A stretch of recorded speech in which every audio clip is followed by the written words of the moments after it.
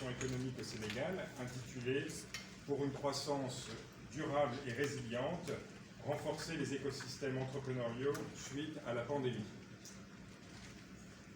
La Banque mondiale produit ce type d'analyse à une fréquence annuelle dans le but de les partager avec des audiences comme celle d'aujourd'hui. Ces analyses se présentent habituellement en deux volets. Une première partie qui présente les données, les tendances et les projections les plus récentes des indicateurs macroéconomiques tels que la croissance, l'inflation, l'investissement, la dépense de l'État, ses revenus, la dette. Et une deuxième partie thématique qui est consacrée à un secteur économique particulier qui varie d'un rapport à l'autre. Le thème du millésime 2022 du rapport sur la situation économique porte sur l'entrepreneuriat et plus particulièrement sur la manière de renforcer l'écosystème entrepreneurial pour soutenir la reprise économique en optimisant la contribution du secteur privé à la croissance. Comme vous le verrez, le chapitre passe en revue l'impact de la Covid-19 sur l'écosystème entrepreneurial du Sénégal et se penche sur la façon de renforcer les liens géographiques, sectoriels, mais aussi verticaux entre les entreprises afin de maximiser leur contribution à la croissance économique à moyen terme. J'espère que ces analyses serviront à alimenter un riche débat et qu'elles seront aussi utiles à nos interlocuteurs du gouvernement dans leur mission de conception de politique publique en matière de productivité et compétitivité des entreprises. Je tiens aussi à préciser que ce type d'analyse débouche souvent sur des opérations d'investissement en appui au programme du gouvernement. Et ce fut le cas ici, puisque nos évaluations des capacités technologiques du Sénégal et du potentiel des technologies, en particulier numériques, pour doper la productivité et la croissance du secteur privé, ainsi que les recommandations qui en ont découlé, ont alimenté une intervention financée par la Banque mondiale. Cette opération, qu'on appelle le programme ETHER, Emploi, Transformation économique et Relance, est destinée à appuyer le programme d'accélération de la compétitivité de l'emploi issu du plan d'action prioritaire, le fameux PAP2A, qui fait partie du plan Sénégal émergent. Ce programme est coordonné par le ministère de l'économie et implique un ensemble d'agences clés telles que le FONSIS, le FONGIP, la DPME, que nous sommes ravis de compter parmi nous aujourd'hui. Donc je vous remercie de votre présence et je vais laisser maintenant la parole d'abord aux représentants du ministère des Finances et puis aux auteurs du rapport. Merci. Merci beaucoup, Luc.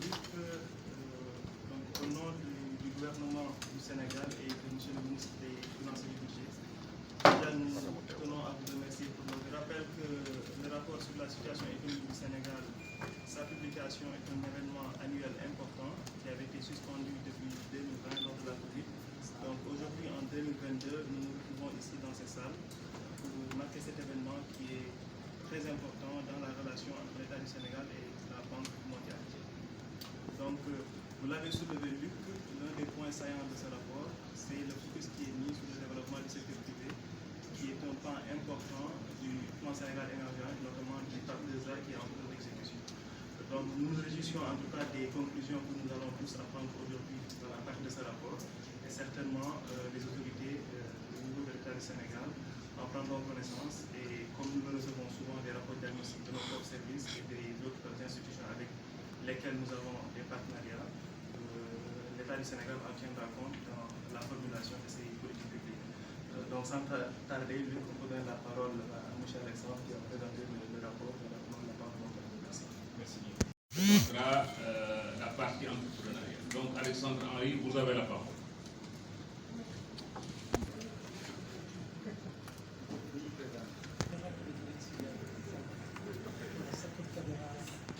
Je vais donc, comme il est indiqué, vous présenter la première partie dédiée. C'est que le rebond de l'économie qui a été observé en 2021 a été fragilisé par les impacts du conflit en Ukraine. C'est essentiellement l'augmentation des prix qui a affecté les moteurs de la croissance et le pouvoir d'achat des ménages. Le deuxième message clé, c'est que dans le but d'assurer une croissance résiliente et durable, certaines conditions sont requises, dont l'amélioration de la productivité, qui passe par l'adoption de nouvelles technologies et c'est le lien avec la partie 2 du rapport que nous présentera Myriam. Numéro 3, le déficit budgétaire restera détérioré pour une 3e année consécutive. Cela pèsera sur la dette publique et rendra le Sénégal plus vulnérable aux risques budgétaires. Sans plus tarder, je voulais donc commencer par le volet sur l'économie réelle et présenter quelques chiffres. La croissance a donc nettement rebondi en 2021, après un ralentissement en 2020.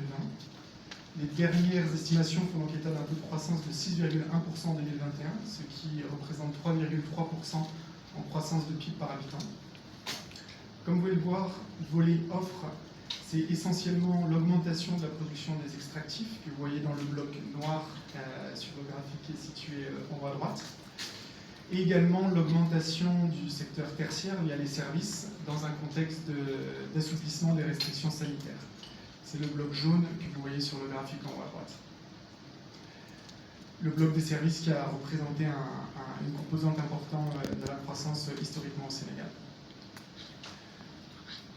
Volet demande, c'est essentiellement la reprise de la consommation privée, ce qu'on peut voir dans le bloc rouge du graphique que vous voyez tout en bas à droite, et la reprise des investissements, ici sur le bloc jaune que vous pouvez voir pour l'année 2021.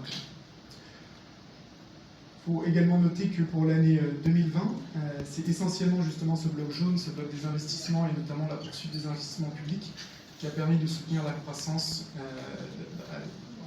dans un contexte de ralentissement global. Malgré ces importants taux de croissance, il faut noter que l'écart de PIB par habitant avec des pays comparables ne se réduit pas. Vous pouvez voir ici le Sénégal qui est représenté ici dans la ligne bleue, avec des pays comparateurs que sont la Côte d'Ivoire, représenté en noir, le Cameroun en rouge et le Ghana en jaune. On peut voir donc un développement des taux de croissance assez similaire pour ces 4 pays, avec cette forme en V assez symbolique de la pandémie du Covid en 2020 et la reprise de 2021. Et ce qu'on peut voir, c'est que les écarts préexistants sont restés assez constants, avec un bloc qui est représenté par le Sénégal et le Cameroun situé en bas de la courbe, alors que la Côte d'Ivoire et le Ghana se situent à des niveaux plus élevés, et cet écart ne s'est pas réduit au cours des dernières années. En termes de développement un peu plus récent et contemporain, l'année 2020 sera donc symbolisée par un ralentissement. Mais toutefois, on note un fort potentiel de croissance à moyen terme. Les dernières estimations pour l'année 2022 font état d'un taux de croissance à 4,8%. Cela représente 2,1% en taux de croissance par habitant. Ce ralentissement est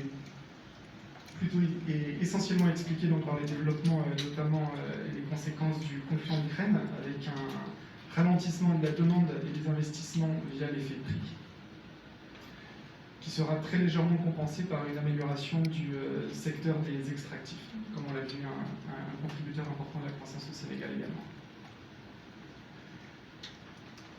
À moyen terme, on note donc des taux de croissance en hausse, avec 8% en 2023 et 10,5% en 2024.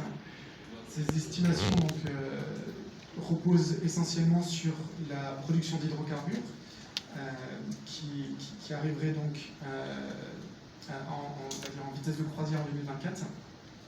Également un rebond du secteur des services. Et là, on compte essentiellement sur le rebond de la chaîne de valeur touristique et des activités commerciales.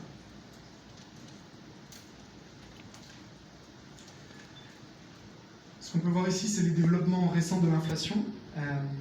Donc, comme vous pouvez le constater d'ailleurs dans la vie de tous les jours, donc un changement assez impressionnant entre l'année 2020 jusqu'à la période mi-2021 et la suite plus récente, avec un taux d'inflation qui se situe en moyenne entre 2 et 3% sur l'ensemble de l'année 2020. Et on peut voir que même les restrictions importantes du Covid en avril n'ont entraîné qu'une très légère augmentation, un petit peu supérieure à 3% pour le mois avril 2020. Et cette inflation, donc prise ici en glissement annuel, prise chaque mois, qui a augmenté par palier depuis mi-2021, avec une première augmentation des produits pétroliers et de leurs dérivés fin 2021, et bien sûr les conséquences du conflit en Ukraine qui a entraîné une augmentation et une accélération de l'inflation, avec une dernière mesure pour juillet 2022 et une inflation à 11,3% en glissement annuel, essentiellement portée par l'augmentation des produits alimentaires.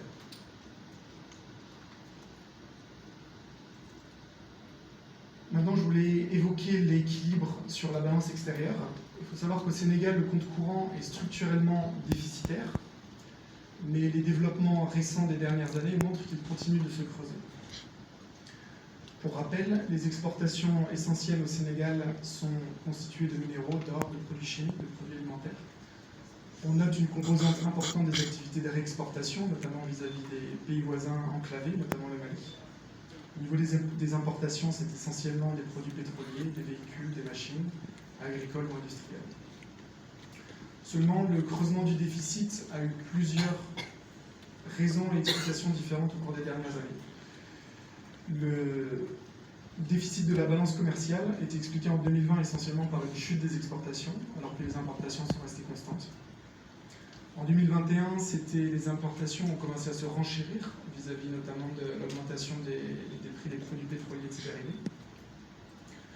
Et en 2022, c'est une combinaison de la poursuite de la hausse de ces importations et également la chute des réexportations, notamment au cours de la première moitié de l'année et des sanctions prises contre le Mali voisin.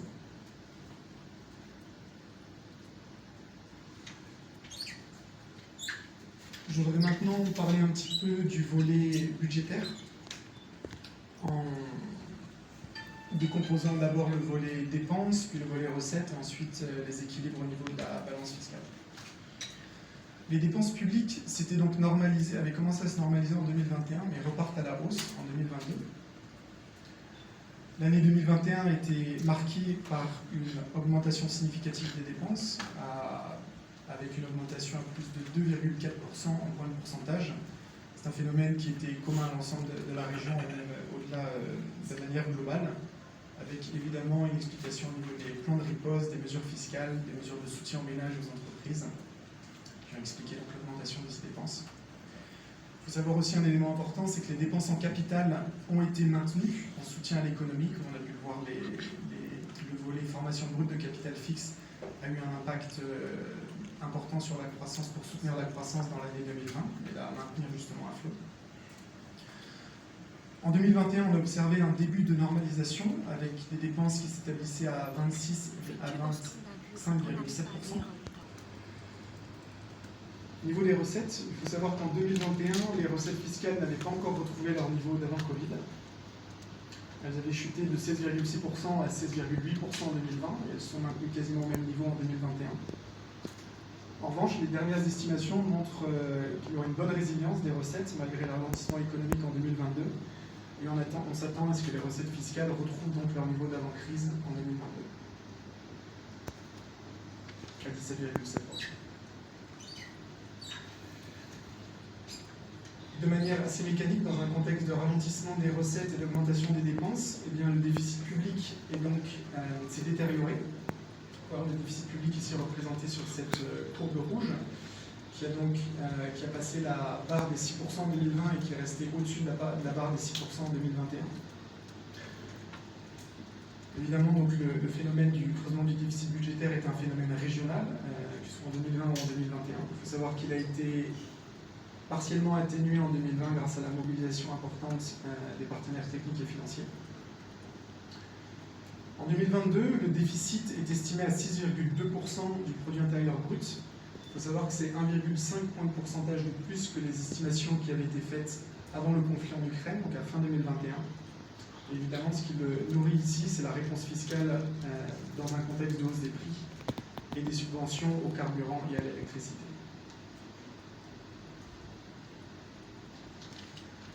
Ces deux graphiques montrent les liens entre le déficit public et l'endettement au Sénégal. Pour commencer, donc, le graphique que vous voyez sur votre droite montre sur la courbe rouge la progression du déficit budgétaire au cours des 7 dernières années. Et l'histogramme avec les barres bleues représente l'évolution du déficit s'éloigne de l'objectif communautaire des 3%, eh bien, ces années sont associées avec des augmentations d'endettement public assez significatives. C'est notamment le cas pour les 2 dernières années. Et le graphique de gauche vient vous montrer finalement l'ensemble de l'endettement global au Sénégal, avec une augmentation significative de 10 points de pourcentage de l'endettement public, essentiellement porté par l'endettement externe, c'est la courbe rouge que vous pouvez voir, alors que l'endettement domestique intérieur est lui resté plus bas. Et les dernières estimations font donc état d'un taux d'endettement à 75,1% à la fin de l'année 2022.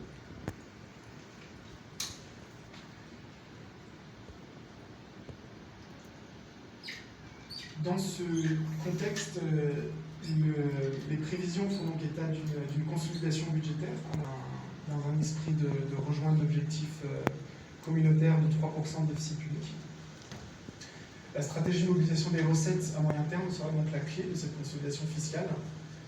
Et comme cette stratégie de l'État le décline, elle est structurée autour de 4 pans de l'assiette fiscale: la réduction des exonérations fiscales pour un meilleur ciblage, la lutte contre l'évasion fiscale et l'optimisation du fonctionnement des régimes, l'équilibre à moyen terme. Je voudrais conclure cette première partie du dialogue macroéconomie en vous listant un certain nombre de risques qui pourraient nous amener à réviser les cours sur le moyen terme. D'une part, il s'agit de l'accroissement des tensions géopolitiques internationales qui amènerait des tensions supplémentaires sur les prix des produits pétroliers, ses dérivés et les denrées alimentaires, qui pourraient également entraîner des ruptures. Numéro 2, c'est la déstabilisation de pays de la sous-région, avec un accroissement de la menace djihadiste régionale et également la rupture de liens commerciaux, comme on a pu observer lors du premier semestre, et les sanctions prises à l'encontre du Mali voisin. Numéro 3, c'est l'accélération et les conséquences de phénomènes climatiques extrêmes, que ce soit les sécheresses, que ce soit les inondations.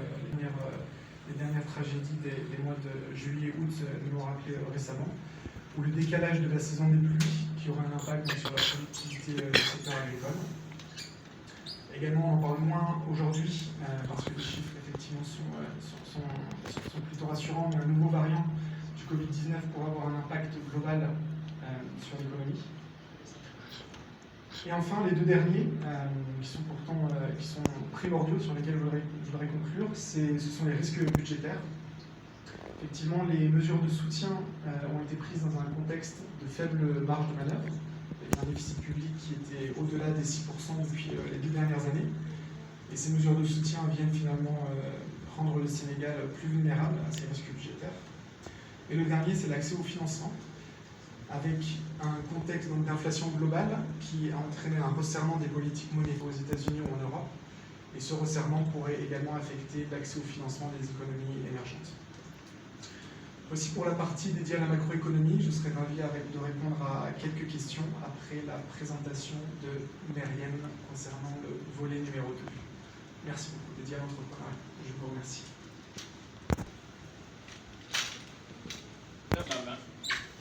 Myriam Slimane.